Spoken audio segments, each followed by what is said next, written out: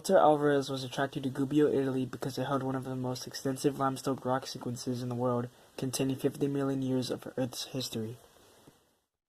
Hi guys, I'm Walter Alvarez, and here we have the Scalia rossa. The locals called these pink outcrops Scalia rossa. Scalia refers to the rock being easily chipped, and rossa refers to the pink color of the rock. Walter observed these rock formations and found tiny fossilized creatures called foraminifera, or forams for short.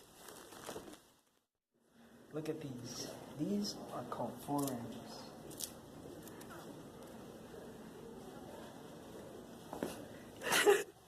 He also discovered a thin clay layer without any fossils, and noticed that the forams below the layer were larger and more diverse than the forams above.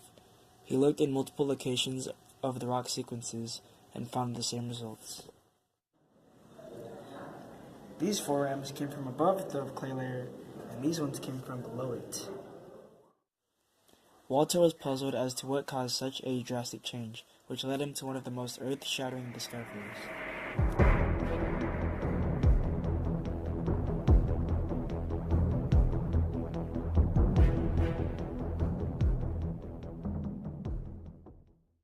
From the distribution of fossils and other geological data, it was known that the Gubbio rock formation spanned from parts of the Cretaceous and Tertiary periods. The history of life is divided into three eras: the Paleozoic era, ancient life; the Mesozoic era, middle life; and the Cenozoic era, recent life. The Cretaceous period forms the last third of the Mesozoic era, and the Tertiary period marks the beginning of the Cenozoic era, but the end of the Mesozoic era. Walter and his colleague Bill had noticed that the rocks above the clay layer were Tertiary, and the rocks below were Cretaceous. They called the clay layer the KT boundary, KT meaning Cretaceous to Tertiary. This rock sequence is from the Tertiary period. This rock sequence is from the Cretaceous period. 1,000 kilometers from Gubbio, on the coast of Spain, a Dutch geologist named Jan Smit noticed a similar pattern in the forms around the KT boundary.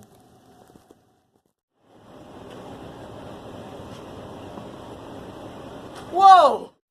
The KT boundary marked the extinction of the dinosaurs, and when someone pointed this out to Walter, he became more intrigued and interested in the forams around the KT boundary. He realized that the abrupt change in the forams and the KT extinction presented a much bigger mystery. In order to unravel this mystery, he asked another question. How long did it take for that clay layer to form?